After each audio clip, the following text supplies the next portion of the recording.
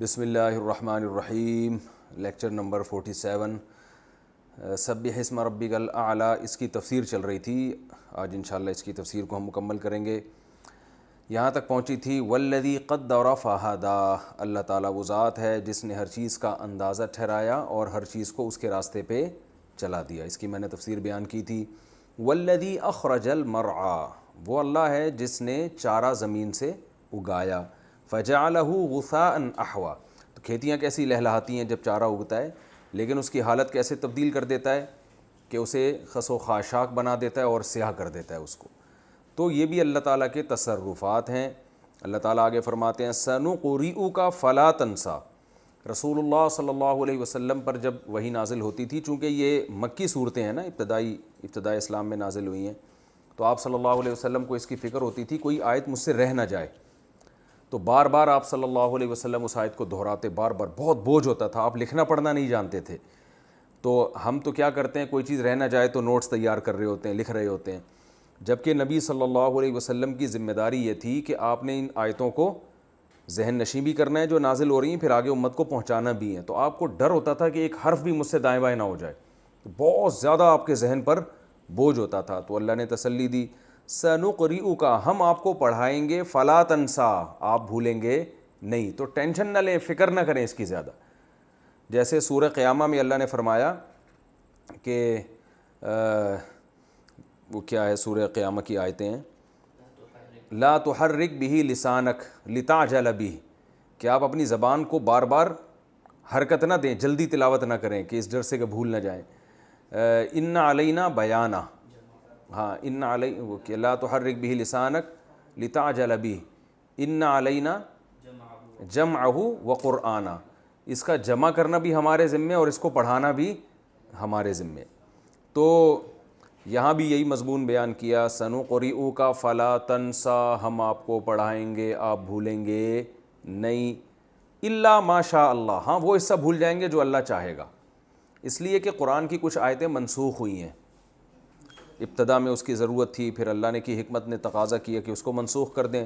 تو منسوخ کرنے کا ایک طریقہ تو یہ ہوتا ہے کہ نبی صلی اللہ علیہ وسلم کو بتا دیا جاتا ہے کہ یہ منسوخ ہو گئی ہے، اور ایک طریقہ یہ ہوتا ہے نبی کے ذہن سے اللہ وہ آیتیں ہمیشہ کے لیے نکال دیتے ہیں۔ تو یہ بھی ایک طریقہ ہے منسوخ کرنے کا۔ تو فرمایا اتنا ہی آپ بھولیں گے جتنا اللہ چاہے گا، تو جتنا اللہ یاد رکھوانا چاہے گا وہ آپ کو یاد کرائے گا، جتنا بھلانا چاہے گا وہ آپ کو بھلا دے گا۔ انہ یعلم الجہر وما یخفی، بے شک وہ ظاہری باتوں کو بھی جانتا ہے اور چھپی ہوئی باتوں کو بھی جانتا ہے۔ وَنُيَسِّرُكَ لِلْيُسْرَىٰ، اور ہم آپ کو آسانی دیں گے آسانی کی طرف۔ یسرا سے مراد ہے جنت، یعنی ہم آپ کو آسانی دیں گے، یعنی آپ کو ایسے اعمال کی توفیق دیں گے جو آپ کو آہستہ آہستہ جنت کی طرف لے کر جائیں گے۔ جیسے قرآن مجید میں وَالشَّمْسِ وَضُحَاهَا، ایک اور صورت آگے آ رہی ہے، اس میں ہے وَسَنُيَسِّرُهُ لِلْيُسْرَىٰ، جو بھی نیک عمل کرے گا نا تو ہم اس کو آسانی دیں گے آسانی کی طرف۔ یعنی حدیث میں اس کا مضمون ہے کل میسر لما خلق لہ، اللہ تعالیٰ کو تو پہلے سے پتہ ہے کون جنت میں جائے گا کون جہنم میں، تو حدیث میں آتا ہے جس نے جنت میں جانا ہے اس کے لیے جنت والے اعمال کی توفیق ملتی ہے، جو جہنم میں جانا ہے اس کو جہنم والے اعمال کی توفیق ملتی ہے۔ توفیق ملنے کا مطلب یہ نہیں کہ اللہ زبردستی مسلط کر دیتے ہیں کہ تو برائی چاہ رہا ہے پھر بھی میں اچھائی کرواؤں گا تجھ سے، یا تو اچھائی چاہ رہا ہے تو میں زبردستی برائی کرواؤں گا۔ مطلب یہ ہے کیونکہ ہر چیز کا خالق اللہ تعالیٰ ہے، تو آپ جب اچھا عمل چاہتے ہیں تو اس عمل کو پیدا کر دیتا ہے اللہ تعالیٰ، اور اللہ آپ کا ساتھ دیتا ہے۔ توفیق کے جو معنی کیے گئے ہیں نا، ہم کہتے ہیں نا اللہ توفیق دے گا تو ہم عمل کریں گے، تو توفیق کا جو لغوی معنی اصطلاحی معنی بیان کیا گیا وہ یہ ہے جعل الاسباب موافقۃ للمطلوب الخیر، یعنی آپ کوئی اچھا کام کرنا چاہتے ہیں تو اسی کے اسباب پیدا ہونا شروع ہو جائیں۔ تو ہم اچھا کام کرنا چاہتے ہیں، اگر اللہ نہ چاہے تو ہم کر سکتے ہیں، ظاہر نہیں کر سکتے، تو اللہ کیا کرتا ہے ہمارے لیے آسانیاں پیدا کر دیتا ہے، تو وہ اچھا کام ہم سے ہو جاتا ہے۔ تو یہی مطلب ہے وَنُيَسِّرُكَ، ہم آپ کے لیے آسانیاں پیدا کریں گے، لِلْيُسْرَىٰ، آسانی کی طرف، یعنی آپ کا آہستہ آہستہ ہم کہاں لے کے جائیں گے آپ کو، جنت کی طرف۔ فَذَكِّرْ، تو یہ نبی کو اتنی تسلیاں اس لیے ہیں کہ آپ صلی اللہ علیہ وسلم تبلیغ کرتے تھے مگر لوگوں پر اثر نہیں ہو رہا تھا، تو اللہ نے فرمایا فَذَكِّرْ، آپ نصیحت کریں، ان نفعت الذکریٰ، اگر نصیحت فائدہ پہنچائے۔ اب سوال پیدا ہوتا ہے کہ فائدہ تو ہو نہیں رہا نصیحت کا، تو اللہ نے آگے فرمایا سیذکر من یخشیٰ، ہر ایک کو نہیں ہوگا، لیکن جس کے دل میں خوف ہے نا اس کو فائدہ ہوگا، تو اس کو نصیحت کا فائدہ ہوگا۔ وَيَتَجَنَّبُهَا الْأَشْقَى، اور اس سے اجتناب کرے گا وہ جو بڑا بدبخت ہے، جو جہنم میں جانے والا ہے، وہ آپ کی نصیحت سے اجتناب کرے گا۔ الَّذِي يَصْلَى النَّارَ الْكُبْرَى، جو بڑی آگ میں داخل ہوگا، اور اس آگ میں حال یہ ہوگا لا يموت فیہا ولا یحییٰ، نہ اس میں موت ہے نہ زندگی۔ قرآن میں یہ مضمون دوسری جگہ پر بھی آیا ہے کہ اس جہنم میں جو لوگ جلیں گے نا تو نہ مریں گے نہ جئیں گے۔ مریں گے تو اس لیے نہیں کہ موت تو پھر انسان کو تکلیفوں سے دور کر دیتی ہے نا، قرآن میں آتا ہے کہ جب اہل جہنم میں جائیں گے تو موت کو بار بار پکاریں گے۔ اللہ فرمائیں گے لا تدعوا اليوم ثبورا واحدا وادعوا ثبورا کثیرا، سورہ فرقان میں ہے کہ ایک موت کو نہیں پکارو، آج تم ہزاروں موتوں کو پکارو، لیکن موت تمہیں نہیں آئے گی۔ دنیا میں غموں سے پریشان ہو کے لوگ خودکشی کر لیتے ہیں تو سمجھتے ہیں کہ ہم بچ جائیں گے، تو جہنم میں بھی ان کو یہ خیال آئے گا کسی طریقے سے ہم مر جائیں، تو مریں گے نہیں، ہوگی وہاں زندگی۔ اب سوال پیدا ہوتا ہے جب زندگی ہوگی تو اللہ فرماتے ہیں کہ نہ مرے گا نہ زندہ ہوگا، تو اصل میں وہ زندگی تعبیر ہے خوشیوں سے۔ لوگ کوئی غموں میں ہو نا تو ان سے آپ پوچھو بھائی کیسی حالت، وہ کہہ رہے ہیں ہم تو بھائی ہمارا جینا تو جینا ہے ہی نہیں، ہماری زندگی تو زندگی ہے ہی نہیں۔ تو لا یحییٰ کا مطلب یہ ہے کہ وہ زندہ بھی نہیں ہوں گے، یعنی وہ زندگی جو خوشیوں بھری زندگی ہوتی ہے۔ زندگی تو نام ہے نا لذت کا، خوشیوں کا، موت آ کے سب ختم کر دیتی ہے۔ تو اللہ فرماتے ہیں کہ نہ موت ہوگی نہ زندگی، یعنی موت تو حقیقت میں ہوگی نہیں، اور وہ زندگی جس کو لوگ زندگی کہتے ہیں وہ بھی نہیں ہوگی، کیونکہ وہ تکلیفوں والی زندگی ہوگی، تو اس کو زندگی کہنا بھی کیا ہے، مشکل ہے اس کو زندگی کہنا۔ قد افلح من تزکا، اللہ فرماتے ہیں ہاں وہ یقیناً کامیاب ہو گیا جس نے اپنا تزکیہ کر لیا۔ تزکیہ کہتے ہیں پاک کرنے کو، تو اس میں اللہ نے بتا دیا، خلاصہ بیان کر دیا اسلام کا کہ بھئی تزکیہ کر لو اپنا تو پاک ہو جاؤ گے۔ تزکیہ دیکھیں اسلام کو ڈیفائن کر دیا ایک آیت میں۔ اسلام نام ہے پاکی کا، لباس بھی پاک، جسم بھی پاک، خوراک بھی پاک، اور اعمال بھی پاک۔ کلوا من الطیبات واعملوا صالحا، قرآن نے فرمایا، قرآن نے اللہ نے حکم دیا پاکیزہ چیزیں کھاؤ اور عمل بھی کیا کرو، پاکیزہ۔ پھر پاکی کی دو قسمیں، جسمانی اور روحانی، روحانی لحاظ سے بھی پاک اور جسمانی لحاظ سے بھی پاک۔ دیکھیں آپ ایک غذا کھاتے ہیں، وہ غذا کیا ہے، وہ ہے آب زمزم یا مدینہ کی کھجوریں، ٹھیک ہے نا، بڑی پاکیزہ غذا ہے جسمانی لحاظ سے، لیکن وہ کھجوریں آپ نے کسی حاجی سے چوری کر کے کھائی ہیں، تو وہ روحانی لحاظ سے کیا ہو گئیں، آب زمزم ہونے کے باوجود اور کھجوریں ہونے کے باوجود روحانی اعتبار سے کیا ہو گئی، وہ ناپاک ہو گئی، تو یہ ناپاک عمل کہلائے گا۔ اور بعض چیزیں مادی اعتبار سے ناپاک ہوتی ہیں، جیسے کوئی ناپاک چیز کھا رہا ہے، سور کھا رہا ہے اور یہ سب گند بلا کھا رہا ہے جو چائنیز کھاتے رہتے ہیں صبح و شام، تو یہ جسمانی لحاظ سے۔ اب غیر مسلموں میں ظاہری صفائی کا تو بڑا اہتمام ہے، آپ دیکھیں گلی بھی صاف ہوگی، کپڑے بھی نیٹ کلین اسپرے کیا ہوا ہوگا، لیکن جتنا انٹیریئر کی طرف جائیں گے نا اتنا ہی گندے ہوتے چلے جائیں گے۔ اسلام کیا کرتا ہے، جتنا اندر کی طرف جائیں گے اتنا آپ کو زیادہ صاف کرے گا۔ تو انسان کے سب سے اندر کیا چیز ہوتی ہے، پیٹ، تو اسلام نے گلی کی اور گھر کی صفائی سے زیادہ کس کی صفائی کا حکم دیا، پیٹ کی۔ کیا مطلب، اس میں گند نہیں ڈالو۔ اب آپ کتے کھا رہے ہیں، آپ بلے اور چوہے کھا رہے ہیں اور مردار کھا رہے ہیں، ویسے آپ نہا دھو کے صبح شام گھوم رہے ہیں، خنزیر کھا رہے ہیں، تو اسلام کی نظر میں آپ پاک صاف نہیں ہیں۔ تو سب سے پہلے تو کھاؤ تو تمیز کی چیزیں، تو فرمایا کلوا من الطیبات، کیا کھانا ہے، پاکیزہ چیزیں، گندگی نہ اس میں۔ اور روحانی گندگی، چوری کی چیزیں نہیں کھانی ہے، سود نہیں کھانا ہے، کسی کی وراثت نہیں کھانی ہے۔ ان الذین یاکلون اموال الیتامی انما یاکلون فی بطونہم نارا، اللہ نے فرمایا جو یتیم کا مال کھاتے ہیں آگ کے انگارے کھا رہے ہیں وہ، کیونکہ وہ بھی ناپاک مال ہے، آپ کے لیے ناپاک ہے۔ تو یہ سب سے پہلے خوراک، اس کے بعد منہ آتا ہے نا اندرونی حصے میں، تو منہ کی صفائی کا اسلام نے بہت حکم دیا، بار بار مسواک، وضو میں یعنی 5 ٹائم نمازوں میں 15 دفعہ کلی کرنے کا حکم دیا ہے۔ بتاؤ کسی مذہب نے ایسا حکم دیا ہے؟ تو یہ قد افلح من تزکا کا یہ مطلب ہے کہ پاک ہو گیا۔ تو منہ ہے سب سے پہلے، بار بار مسواک، بار بار مسواک، دانتوں کی صفائی. دنیا کے کسی مذہب میں اتنی صفائی کا، دانتوں کی صفائی کا اتنے آرڈر نہیں. گلی محلہ صاف ہوگا، دانتوں کے لیے جناب وہ کوئی وہ رکھے ہوئے ہوں گے کچھ غرارے کرنے کے لیے نا، وہ ماؤتھ اسپرے رکھے ہوئے ہوں گے یا کچھ کلیاں کر کے سو جاتے ہیں. تو اب ان غیر مسلموں میں پھر بھی تھوڑا سا ٹوتھ پیسٹ اور برش کا آ گیا، ورنہ ماضی میں دیکھیں تو کچھ بھی نہیں تھا ان میں. تو اسلام نے حکم دیا، نبی صلی اللہ علیہ وسلم صبح اٹھتے ہی سب سے پہلے مسواک، ہر نماز میں مسواک، تو بار بار دانتوں کی صفائی. اس کے بعد آتی ہے آپ کا باڈی آتی ہے، تو ہفتے میں ایک دفعہ غسل کو سنت مؤکدہ قرار دیا گیا. نبی صلی اللہ علیہ وسلم کی حدیث ہے صحیح مسلم کی، حق علی کل مسلم ان یغتسل کل اسبوع مرۃ، ہر مسلمان پر لازم ہے کہ ہفتے میں کم از کم ایک دفعہ غسل کرے وہ.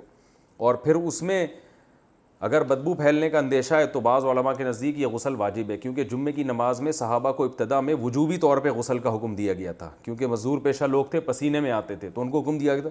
تبھی امام احمد بن حنبل کا ابھی بھی مذہب یہی ہے کہ جمعے کے دن غسل کرنا واجب ہے. تو غسل کا پھر غسل جنابت ہے، خواتین جب ناپاکی سے پاک ہوتی ہیں تو غسل ہے، پھر نفاس سے پاک ہونے پر غسل، بہت ساری غسل کی اقسام اسلام نے رکھ دی ہیں. ٹھیک ہے نا. غیر مسلم جب مسلمان ہوتا ہے تو سب سے پہلے غسل کا حکم دیا جاتا ہے. تو یہ پھر کپڑوں کی پاکی ہے.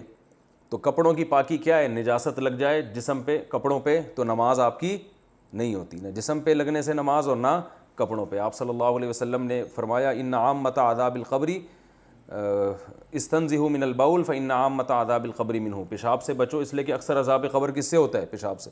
غیر مسلموں کو آپ دیکھو کھڑے کھڑے زپ کھولی، پیشاب کیا، چھینٹیں آ رہی ہیں نہیں آ رہی ہیں، کوئی غرض ان کو نہیں ہوتا، لیکن اوپر سے کیا ہے؟ 3 پیس سوٹ بڑا ٹائٹ پہنا ہوا ہے، تو پیشاب کی چھینٹیں گر رہی ہیں، وہی پیشاب کے قطرے ٹپک رہے ہیں پینٹ کے اندر. ہمارے یہاں تو دیکھو صبح شام قطرے ٹپکنے کے فون آتے رہتے ہیں، یار قطرے ٹپکتے ہیں وضو نہیں ہوتا، یہ نہیں، تو وہ کوشش کرتے ہیں نا کہ گندگی نہ ہو. تو یہ اندر کی چیز ہے نا، پہلے اس کو اسلام نے کہا، استنجا کرنے کا حکم دیا. ٹھیک ہے نا. اب میں تو گیا ہوں باہر ملکوں میں، اتنے صاف ستھرے ہوتے ہیں، جہاں پانی نہیں ہونا چاہیے وہاں پانی کے پورے کرو جو ہے نا وہ ٹینکر رکھے ہوئے ہوتے ہیں، جہاں پانی کی ضرورت سب سے زیادہ ہے وہاں پانی نہیں ہے.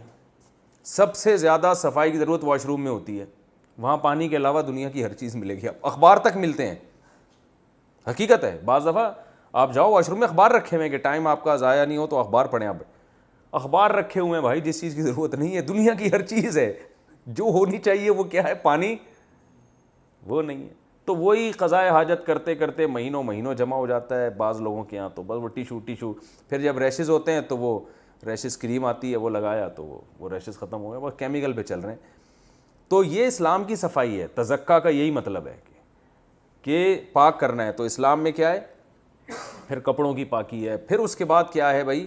گھر کو پاک صاف رکھنا ہے، اور گلی کو پاک صاف رکھنا ہے، پھر عمل کو پاک رکھنا ہے، عقیدے کو پاک رکھنا ہے، عقیدے میں شرک کی گندگی نہیں آنی چاہیے، اور یہ سب.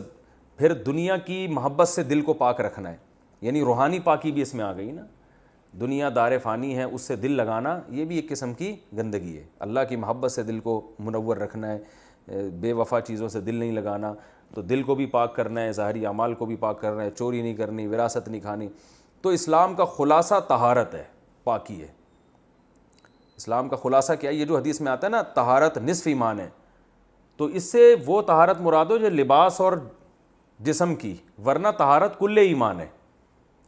اس سے یعنی طہارت سے مراد ہے جسم اور لباس اور یہ جگہ کو صاف رکھنا، یہ آدھا ایمان ہے. ورنہ حقیقت میں اعمال کو بھی اس میں اگر شامل کرتے ہیں تو پورا ایمان اسلام کا طہارت میں ہی چھپا ہوا ہے. تو اللہ نے فرمایا قد افلح من تزکا، تحقیق کامیاب ہو گیا وہ شخص جس نے تزکیہ کر لیا. وذکر اسم ربہ، اور اپنے رب کا نام لیا، یعنی اپنے رب کو یاد بھی رکھا اس نے، کیونکہ یہ عمل کی پاکی میں آتی ہے یہ چیز. فصلی، اور نماز پڑھی، کیونکہ اللہ کو یاد کرنے کا سب سے مؤثر جاندار طریقہ کیا ہے؟ نماز ہے. اسی آیت سے امام ابو حنیفہ نے استدلال کیا کہ تکبیر تحریمہ نماز کے لیے شرط ہے، کیونکہ وضع کا رسم. اور ہاں انہوں نے استدلال کیا کہ تکبیر تحریمہ نماز سے باہر کی چیز ہے، نماز کے اندر کی چیز نہیں ہے. دیگر ائمہ کہتے ہیں ہم جو اللہ اکبر کہتے ہیں نا تو یہ نماز کے اندر کہتے ہیں. امام صاحب کہتے ہیں نا اللہ اکبر کہتے ہوئے آپ نماز سے باہر ہوتے ہیں، کیونکہ قرآن کہہ رہے ہیں اپنے رب کا نام لیا، پھر کیا کیا؟ صلی، نماز پڑھی. تو نماز الگ ہے اللہ اکبر کہہ کے اپنے رب کا نام لینا الگ چیز ہے. تو یہ شرط ہے, یہ نماز کا رکن نہیں ہے. سمجھ میں آ گیا؟ ٹھیک ہے, نہیں آیا تو بھی ٹھیک ہے. بل تؤثرون الحیات الدنیا, اللہ فرماتے لیکن تمہاری سمجھ میں یہ باتیں نہیں آتی, بلکہ تم دنیاوی زندگی کو ترجیح دیتے ہو. یعنی گویا تم آخرت پہ بھی اگر عمل چاہتے ہو نا, تو اتنا چاہتے ہو جس سے دنیا کا نقصان نہ ہو. جہاں آخرت اور دنیا کا مقابلہ شروع ہو جائے کہ ایک طرف آخرت ہے دوسری طرف دنیا ہے, دونوں میں جہاں دیکھیں بہت سے ہمارے اعمال ایسے ہوتے ہیں تو دنیا اور آخرت میں لڑائی ہوتی نہیں ہے.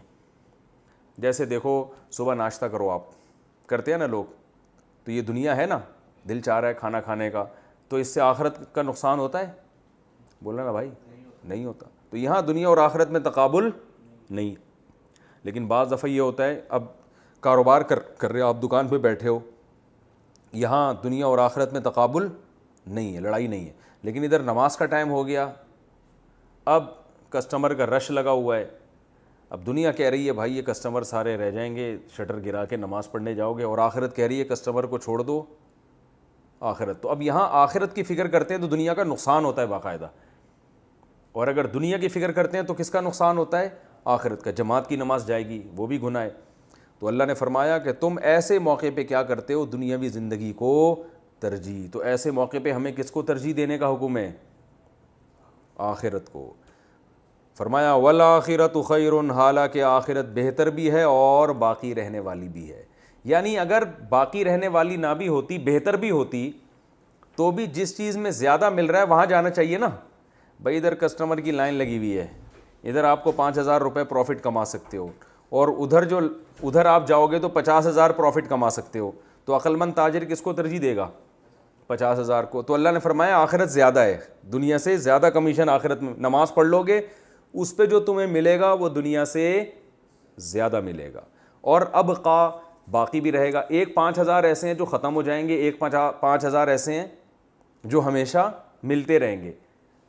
تو ایسے موقع پہ بھی عقل مند کہے گا کہ یار جو ہمیشہ رہنے والا اجر ہے اس کو رکھو, جو ختم ہونے والا ہے اس پہ لات مار دو.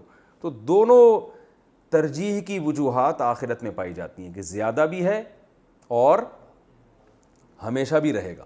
علامہ مناوی رحمہ اللہ ایک بڑے مفسر گزرے, انہوں نے لکھا کہ اگر جنت اللہ نے بہت سیدھی سادی بنائی ہوتی, جھونپڑے ہوتے, اس میں مٹی کے گھروندے ہوتے, مٹی کے پیالے ہوتے, کوئی حوریں موریں نہیں ہوتی, ایسے ہی یہ بیچاری جو ہے نا ایسے ہی ٹیڑھی میڑھی عورتیں مل جاتی وہاں پہ, پھر بھی جنت دنیا سے بہتر تھی, کیونکہ یہاں کا جتنا کچھ ہے ختم ہونے والا ہے. مٹی کا گھر جس میں آپ کو بتایا جائے کہ ہزاروں سال رہو گے, مرو گے نہیں. آج جتنے کروڑ پتی لوگ ہیں ان کو بولو کہ یہ بنگلہ لے لو, یعنی بنگلہ ہمیں دے دو اور مٹی کے گھر میں آ جاؤ, وہ کبھی تیار نہیں ہوں گے. لیکن کہو یہ مٹی کے گھر میں رہنے میں ایک فائدہ ہوگا, ہزاروں سال جیو گے, فوراً مٹی کے گھر کو قبول کر لیں گے, مٹی کے برتنوں کو قبول کر لیں گے. بھائی ہم نے ایسی لائف, یعنی سب سے پہلی انسان کی خواہش ہوتی ہے کہ جو نعمتیں مل رہی ہیں بے شک تھوڑی ہوں لیکن وہ ہمیشہ رہیں. موت ساری لذتوں کو ختم کر دیتی ہے. تو اللہ نے فرمایا دونوں کوالٹیز ہیں آخرت میں, ایک تو زیادہ اجر بھی ملے گا اور ہمیشہ بھی. یہی بات جو جادوگروں نے بھی کہی تھی, جب فرعون نے جادوگروں کو کہا نا کہ میں تمہیں لٹکا دوں گا, تم موسیٰ پر ایمان لائے ہو, تو جادوگروں نے کہا تھا, فرعون نے کہا تھا میں تمہارے ہاتھ پاؤں کاٹ کے لٹکا دوں گا.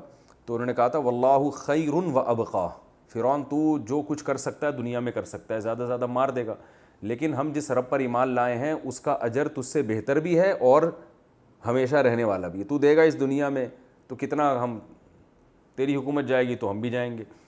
تو عقل مندی کی بات کی جادوگروں نے. اللہ فرماتے ہیں ان ھذا لفی الصحف الاولی. اب یہ جو دیکھیں دلائل کی دو قسمیں ہوتی ہیں, ایک عقلی اور ایک نقلی. نقل کہتے ہیں خبر, اور عقل کہتے ہیں ایک تجربے سے, ایک مشاہدے سے ایک چیز دیکھ لی آپ لوگوں نے. اب یہ لیبارٹری میں کوئی سائنسدان تو یہ چیزیں ہمیں بتا نہیں سکتے. ان چیزوں پر ہم ایمان کیوں لے کر آ رہے ہیں کہ بھئی یہ پیغمبروں کی تعلیمات ہیں, پیغمبر بتا رہے ہیں. تو اللہ فرماتے ہیں یہ صرف محمد صلی اللہ علیہ وسلم نہیں بتا رہے, بلکہ ان ھذا لفی الصحف الاولی, یہ تو ہم تمام تم سے پہلے جتنے انسان ہیں نا پیغمبروں کو بھیج کے ان کو بھی یہی سمجھاتے رہے ہیں, یہی مضمون تھا. تمام پیغمبروں کی مشترک تعلیمات ہیں یہ, یہ نبی صلی اللہ علیہ وسلم کوئی نیا دین نہیں لے کر آ رہے. اس لیے اللہ نے فرمایا ان ھذا لفی الصحف الاولیٰ, یہ ساری باتیں پچھلے صحیفوں میں بھی لکھی ہوئی ہیں, لہذا ان کا مستند ہونا اور پکا ہو گیا. صحف ابراہیم, اور یہ معمولی لوگوں کے صحیفوں میں نہیں بلکہ ابراہیم اور موسیٰ, ابراہیم خلیل اللہ تھے اور موسیٰ کیا تھے, کلیم اللہ. تو اتنی بڑی بڑی شخصیات آج بھی دن کو دنیا کی اکثر آبادی فالو کرتی ہے. آج بھی دنیا میں آپ دیکھ لیں آسمانی مذاہب کے ماننے والوں کی تعداد بہت زیادہ ہے. تو یہ تمام لوگ جن کو فالو کر رہے ہیں نا, تو ظاہر ہے وہ ایسے تو نہیں ہو سکتے کہ ان کی تعلیمات کو بالکل غلط قرار دے دیا جائے. تو اللہ فرماتے ہیں ان کے صحیفوں میں بھی یہ مضامین لکھے ہوئے ہیں, تو اس سے ان کی سچا ہونا اور مضبوط ہو جاتا ہے. یہ تو بھائی سورہ سبح اسم ربک الاعلیٰ تھی. آگے چلتے ہیں ہم. هل اتاک حدیث الغاشیہ, یہ تمام صورتیں جو ہے نا, میں نے بتایا تھا 29واں اور 30واں پارہ, یہ آخرت ہی کی ہولناکیوں کا تذکرہ ہے. ان میں احکام بہت کم ہے. احکام کی آیتیں آئیں گی سورہ بقرہ میں, سورہ آل عمران, سورہ مائدہ, ان میں, اور سورہ نساء, ان میں زیادہ آئیں گی. ہل اتاک, ہل کا معنی کیا ہے, کیا, عطایا ضربا, کیا آئی ہے آپ کے پاس, حدیث الغاشیہ, غاشیہ کی خبر, کیا آئی ہے آپ کے پاس غاشیہ کی خبر. غاشیہ ڈھانپنے والی, غشیان کہتے ہیں نا, غشی طاری ہو گئی ہے, کہتے ہیں نا فلاں پر کیا طاری ہو گئی ہے, غشی, یعنی اس کی عقل کو گویا ڈھانپ لیا ہے کسی نے, کام نہیں کر رہی عقل. تو غاشیہ ضاربۃ کی طرح, ڈھانپنے والی, یعنی اس سے مراد ہے قیامت, کیونکہ اس کی ہولناکی ہر چیز کو محیط ہوگی, ہر چیز کو ڈھانپ لے گی, پوری کائنات تباہ ہو جائے گی اس میں.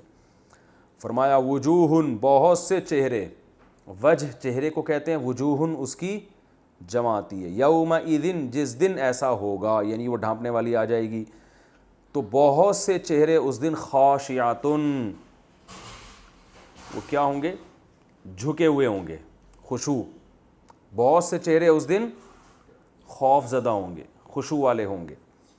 چہرے سے مراد کیا ہے, انسان, کیونکہ انسان کے خوف کا سب سے پہلا اثر کس پہ آتا ہے, چہروں پہ, اس لیے چہروں سے تعبیر کیا. عاملۃن, عمل کرنے والے ہوں گے. عمل کرنے سے مراد دیکھیں, مزدور جو محنت مشقت کرتا ہے نا, اس کو بھی عامل کہا جاتا ہے. تو یہاں مراد ہے کہ وہ چہرے عمل کرنے والے, یعنی بہت محنت میں ہوں گے, مصیبت میں ہوں گے. یہ لازمی معنی ہے کہ جو محنت مزدوری کر رہا ہوتا ہے وہ ٹینشن میں ہوتا ہے نا. تو یہاں مراد ہے وہ عمل کرنے والے, کیا مطلب, وہ کس میں ہوں گے, پریشانی میں ہوں گے. ناصبہ, عربی میں نصب کہتے ہیں تھکنے کو, نصیبہ ینصبو, سمع یسمعو, نصبن اس کا معنی کیا ہوتا ہے, تھکنا. تو ناصبتن, تھکے ہوئے چہرے ہوں گے پریشانی کی وجہ سے. تسلا, صلیہ یسلیو, میں نے بتایا تھا یہ لفظ بہت آئے گا, آگ میں داخل ہونا. تسلا, کیونکہ یہ چہرے مؤنث ہے نا, تو سمع یسمعو, جیسے یضربو یضربانی یضربونا تضربو, تو تسلیو, یہ چہرے داخل ہوں گے نارن, آگ میں, حامیتن, گرم آگ. حامی گرم کو کہتے ہیں عربی میں, ٹھیک ہے نا. تسقا, سقایا یسقیو, ضربا یضربو, اس کا معنی ہوتا ہے پانی پلانا. کیا معنی ہے, پانی پلانا. نماز استسقا ہے نا, کہتے ہیں پانی سے نکلا ہے. تسقیو تضربو کی طرح, یضربو یضربانی یضربونا تضربو. تو تسقیو یعنی ان کو پلایا جائے گا, من عین, ایک چشمے سے. میں نے کہا تھا نا عین کے بہت سارے معنی آتے ہیں, تو اس کا ایک معنی کیا ہے, چشمہ. آنیتن, کھولتا ہوا, آنیہ کھولنے والی چیز کو کہتے ہیں, پکنے والی چیز, ٹھیک ہے نا. تسقا من عین آنیہ, ان کو پلایا جائے گا کھولتے ہوئے پانی کے چشمے سے, یعنی کھولتا ہوا پانی پلایا جائے گا. لیس لہم, لیس کا معنی نہیں, یہ آ چکا ہے نا لفظ پہلے, یہ لیسا پہلے آ چکا ہے میرا خیال ہے. لیسا کا معنی نہیں, لیسا لہم, نہیں ہوگا ان کے لیے, طعام, کھانا, الا, مگر, من ضریع, خاردار کانٹے, خاردار کانٹوں والی جھاڑیاں, یہ ان کا کھانا ہوگا. اللہ ہم سب کو بچائے. لا یسمنو, سمن عربی میں کہتے ہیں موٹاپے کو. کسے کہتے ہیں, ایک لفظ ہوتا ہے عربی میں سمین, موٹے, ایک ہوتا ہے ثمین, فے سے, یہ قیمتی کو کہتے ہیں. ایک ہوتا ہے سمین, یہ کسے کہتے ہیں, موٹے کو. سمن بھی لکھا ہوتا ہے نا گھی کے ڈبوں پہ, میں فیٹ ویٹ کو سمن کچھ اس طرح کر کے لکھا ہوا ہوتا ہے. اسمنا یسمنو, موٹا کرنا, اکرما یکرمو کی طرح. لا یسمنو, یہ جو خاردار کانٹے والی چیزیں ہوں گی, یہ جو کھانا ہے لا یسمنو ان کو موٹا نہیں کرے. کھانا کا مقصد تو صحت ہوتی ہے نا, تو ان کو نہ یہ موٹا کرے گا, ولا یغنی اور نہ فائدہ پہنچائے گا. یغنی کئی دفعہ آ چکا ہے میرا خیال ہے پہلے, اس کا معنی ہوتا ہے فائدہ پہنچانا. غنی کو کہتے ہیں بے پرواہ ہوتا ہے نا, اس کو سارے فائدے گویا پہنچ چکے ہوتے ہیں, وہ اس کو کسی کی ضرورت نہیں ہے. اغنا یا یغنی کا معنی فائدہ پہنچانا. ولا یغنی اور یہ فائدہ بھی نہیں پہنچائے گا من جوع بھوک سے. جوع کسے کہتے ہیں؟ بھوک کو. لیلا فی قریش میں آ چکا ہے نا, وآمن الذی اطعمہم من جوع وآمنہم من خوف. تو یہ ایسا کھانا ہوگا جو نہ جسم کو موٹا کرے گا اور نہ بھوک میں فائدہ, یعنی اس سے بھوک ختم نہیں ہوگی. وجوہ بہت سے چہرے یومئذ جس دن ایسا ہوگا یعنی قیامت آئے گی, ناعمۃ نعیم نعمت کو کہتے ہیں نا, تو ناعمہ نعمت میں ہوں گے. لسعیہا لی کا معنی لیے, سعی کیسے کہتے ہیں؟ کوشش کو. یہ لفظ بھی کئی دفعہ آ چکا ہے. سعی جو حج میں ہم سعی کر رہے ہوتے ہیں, تھوڑا بھاگتے ہیں نا, کوشش ہی ہے وہ بھی.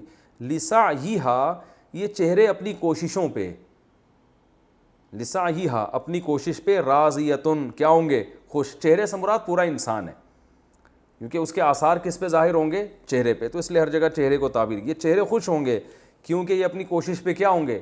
راضی. ان کو پتہ ہوگا کہ ہم جو دنیا میں کوشش کر کے آئے ہیں وہ کوشش بالکل ٹھیک تھی. لہذا جب انسان کوئی اچھا کام کر کے آتا ہے اور اس کو اس کا رزلٹ ملتا ہے تو اور مطمئن ہو جاتا ہے کہ میں نے کام کیا تھا ٹھیک, تو اس کی وجہ سے اس کا چہرے پہ خوشی کے آثار ظاہر ہوتے ہیں. تو مطمئن ہوں گے یہ اپنی کوشش سے کہ بھئی ہم نے بالکل ٹھیک کیا. فی جنتن باغ میں ہوں گے, عالیتن بلند, یعنی مقام کے لحاظ سے بھی بلند ہو سکتا ہے اور مرتبے کے لحاظ سے بھی بلند ہو سکتا ہے.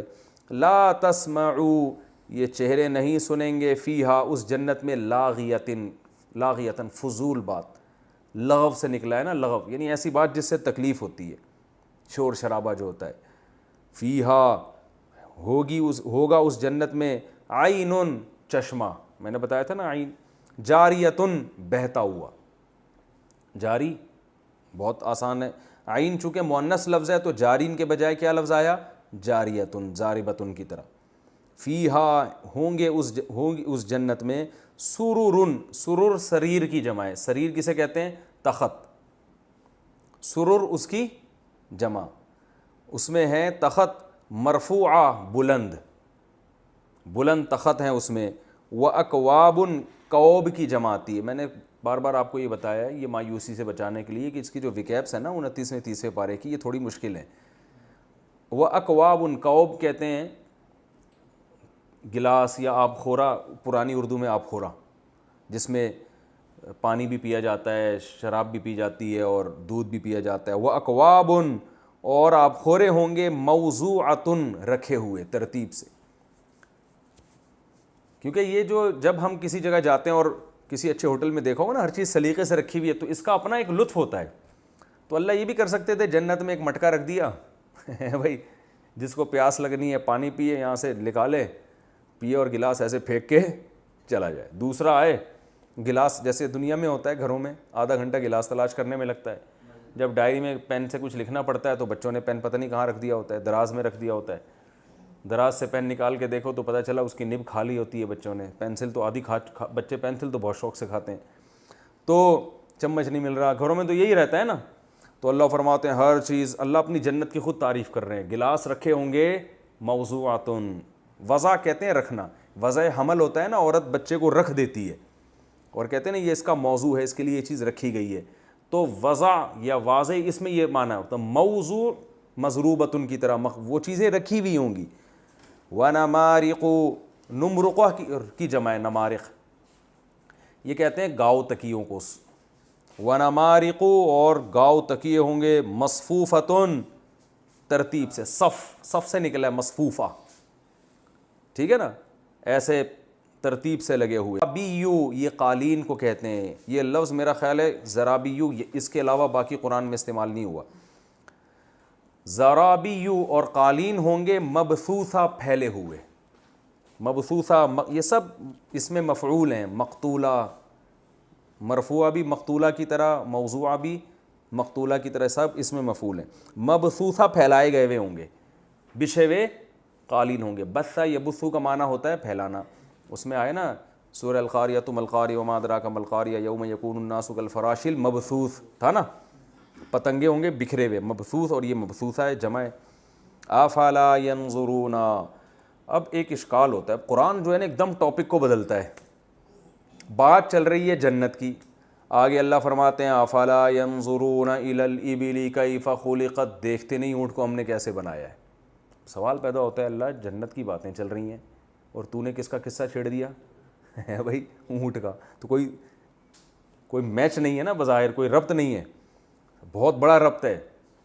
پہلے میں ترجمہ کر دیتا ہوں، افلا، تو کیا یہ لوگ، ینظرون لا ینظرون، یہ دیکھتے نہیں ہیں، الی الابل، ابل کہتے ہیں اونٹ کو، اونٹ کی طرف، کیفا کیسے، خلقت، اونٹ کا لفظ عربی میں مؤنث ہے، ابل کا لفظ، خلقت کیسے بنایا گیا، اس کو دیکھتے نہیں اونٹ کو کیسے بنایا گیا۔ وَإِلَى السَّمَاءِ، اور آسمان کی طرف، کیفا رفعت کیسے بلند کیا گیا، اس کتنا اونچا ہے آسمان، سائنسدان چلتے چلے جا رہے ہیں، ابھی تک پتہ نہیں کتنی کہکشائیں دریافت ہو رہی ہیں، کیا کیا ہو رہا ہے۔ وَإِلَى الْأَرْضِ، اور زمین کی طرف، کیفا سطحت، سطح کہتے ہیں بچھی ہوئی چیز کو نا، کیسے بچھایا گیا، چاہے وہ گولائی میں ہو لیکن انسان کے لیے تو بظاہر بچھی ہوئی چیز ہے نا، کیسے اس کو بچھایا گیا ہے۔ تو اللہ فرماتے ہیں کیا یہ لوگ دیکھتے نہیں ہیں، فذکر، پس آپ، ہاں، وَإِلَى الْجِبَالِ، اور جبل یعنی پہاڑوں کی طرف، کیف نصبت، نصب ینصب، ایک تو تھا نا نصیب ینصب، اس کا معنی ہوتا ہے تھکنا، اور ایک ہوتا ہے نصب ینصب، اس کا معنی ہوتا ہے کسی چیز کو گاڑ دینا، ٹھیک ہے نا۔ فقہا بیان کرتے ہیں وینصب الیمنا، دائیں ہاتھ کو نماز میں ہم کیا کریں گے، دائیں پاؤں کو کھڑا کریں گے، ویفرش الیسرا، اور بائیں کو پھیلا دے گا۔ فذکر، پس ہاں، وإلی الجبال کیف نصبت، اور پہاڑوں کو دیکھتے نہیں کیسے نصب کیا، نصب تو اردو میں بھی استعمال ہوتا ہے یہ لفظ، وإلی الارض کیف سطحت، اور زمین کی طرف نہیں دیکھتے کیسا بچھایا گیا۔ فذکر، پس آپ نصیحت کریں، انما، بے شک آپ تو صرف، انتا، آپ، مذکر، ذکر یذکر تذکیرا، سبح یسبح تسبیحا کی طرح، مذکر نصیحت کرنے والے، آپ تو صرف کیا ہیں، نصیحت کرنے والے۔ لستا، لیسا کہتے ہیں نہیں کو، لستا کا معنی آپ نہیں، ضربتا کی طرح، یہ اصل میں تھا لیستا، سمیعتا کی طرح، سمیعتا کا معنی آپ نے سنا، ضربتا کا معنی آپ نے مارا، تو لستا کا معنی آپ نہیں ہیں، ٹھیک ہے، لستا کا معنی کیا، آپ نہیں ہیں، علیہم، ان پر، بی مسیطر، بی یہ با زائدہ ہے، مسیطر مدحرج کی طرح، اس میں فاعل ہے، مکرم سمجھ لیں، مکرم سے ملتا جلتا ہے یہ، میں نے یہ باب آپ کو پڑھایا نہیں، بہت کم استعمال ہوتا ہے۔ مسیطر، اس کا معنی ہوتا ہے جو نگہبان، جو ذمہ دار، تو آپ ان پر ذمہ دار نہیں ہیں۔ ذمہ دار کا مطلب یہ اگر اپنی بدعملی سے جہنم میں جائیں گے تو آپ سے سوال نہیں ہوگا، یعنی آپ ایسے ذمہ دار نہیں ہیں کہ اگر یہ آپ نے تبلیغ پوری بھی کر دی اور یہ پھر بھی نہیں مان رہے تو بس زبردستی آپ کو اللہ تعالیٰ پکڑے گا، تو ایسے ذمہ دار آپ نہیں ہیں۔ میں تفسیر میں بتاؤں گا اس کا مطلب، اللہ، ہاں، سوائے اس کے کہ من تولا، وہ شخص، تولا جو پیٹ پھیرے، تولا پہلے کئی دفعہ آ چکا ہے نا، تکلفہ کی طرح، تولیا، تکلفہ، وہ شخص جو پیٹ پھیرے، وکفرا، اور کفر کرے، تو ہوگا کیا، یعذبہ اللہ، یعذبہ یسبح کی طرح، عذاب دے گا اس کو اللہ تعالیٰ، العذاب الاکبر، بہت بڑا عذاب، ان الینا، بے شک، الینا، ہماری طرف، الا کا معنی طرف، نا کا معنی ہماری، ایابہم، ایاب کہتے ہیں لوٹنے کو، اواب ہے نا اللہ تعالیٰ، لوٹنے والا بندوں کی طرف، ٹھیک ہے، تو ایابہم اسی سے ایاب نکلا ہے، بے شک ہماری ہی طرف، ایابہم ان کا لوٹنا ہے، ثم پھر، انا بے شک، علینا ہمارے اوپر ہے، حسابہم ان کا حساب، ہماری طرف انہیں لوٹنا ہے اور ہمارے اوپر ہی ان کا کیا حساب ہے۔ تو اس صورت، یہ تو اس کا لفظی ترجمہ ہو گیا، اس صورت میں اللہ تعالیٰ نے پہلے تو قیامت کی ہولناکی بیان کی اور بتایا کہ بہت سے چہرے اس وقت خوف زدہ ہوں گے، جہنم کی آگ میں داخل ہوں گے، کھولتا ہوا پانی ان کو پلایا جائے گا اور خاردار جھاڑیاں، کانٹے دار چیزیں ان کو کھلائی جائیں گی، اور ایسا کھانا جو نہ موٹا کرے گا نہ بھوک سے مستغنی کرے گا، کوئی یعنی کھانے کا جو بنیادی مقصد ہوتا ہے نا، یعنی کھانا بھی بطور سزا کے ہوگا. وجوہ یومئذ ناعمہ، قرآن میں یہ مضمون دوسرے مقام پر بھی آتا ہے کہ ایسا پانی پلایا جائے گا نا کہ قرآن میں آتا ہے کہ ان کی آنتیں گل جائیں گی. وہ آیت میرے ذہن میں اس وقت نہیں آ رہی، اللہ تعالیٰ ہماری حفاظت فرمائے. اتنا تیز کھولتا ہوا پانی ہوگا. وجوہ یومئذ ناعمہ، بہت سے چہرے اس دن خوش ہوں گے، یعنی عیش میں ہوں گے. لسعیہا راضیہ، اپنی کوشش پر مطمئن ہوں گے کہ ہم دنیا میں صحیح گزار کر آئے. فی جنت عالیہ، بلند جنتوں میں. لا تسمع فیہا لاغیہ، کوئی فضول لہو و لعب کی بات نہیں سنیں گے. اور اس میں بہتے ہوئے چشمے ہوں گے اور تخت، ایسے اللہ تعالیٰ پورا منظر کھینچ رہے ہیں. سرر مرفوعہ، تختوں پہ بیٹھے ہوئے ہوں گے. وہ اکواب موضوعہ، ترتیب سے برتن لگے ہوئے ہوں گے اور گاؤ تکیے بھی ہوں گے اور قالین بھی بچھے ہوئے ہوں گے. یہ جنت کا منظر ہے. وزرابی مبثوثہ افلا ينظرون الى الابل کیف خلقت. اب جب یہ باتیں ہوتی ہیں نا تو فوراً دماغ میں آتا ہے شاید اللہ ایسی ہی باتیں کر رہا ہو، پتہ نہیں یہ حقیقت بھی ہے یا نہیں ہے، ہم تو مر کے مٹی ہو سکتا ہے ختم ہو جائیں. تو اللہ نے فوراً ہماری نفسیات کو، اللہ کو پتہ ہے ان کے دماغ میں شیطان یہ وسوسے ڈال رہا ہوگا، تو فوراً اللہ اپنی قدرت کے دلائل دینے لگے کہ دیکھو یہ دنیا جو میں نے بنائی ہے، یہ اس میں غور کرو تمہیں اللہ کا وجود نظر آئے گا.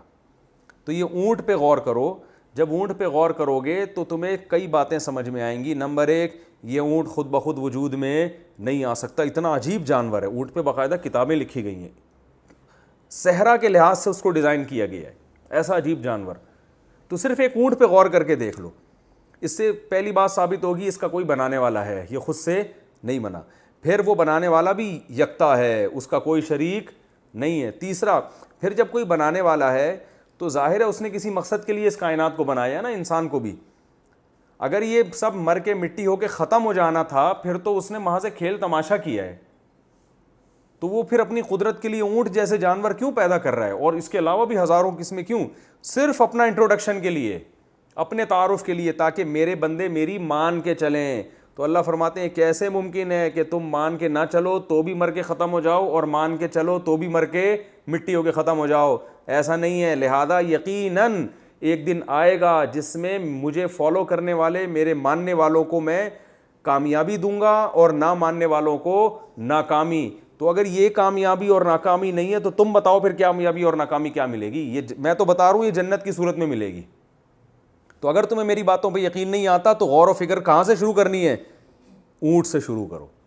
تو 4 چیزوں کا ذکر کیا، اونٹ، آسمان، پہاڑ اور زمین. یہ 4 چیزوں میں مناسبت یہ ہے کہ عرب صحرا میں کائنات کی اور باریکیوں کو نہ بھی دیکھیں، یہ 4 چیزیں تو ہر شخص کو ریگستان میں بھی نظر آتی تھیں.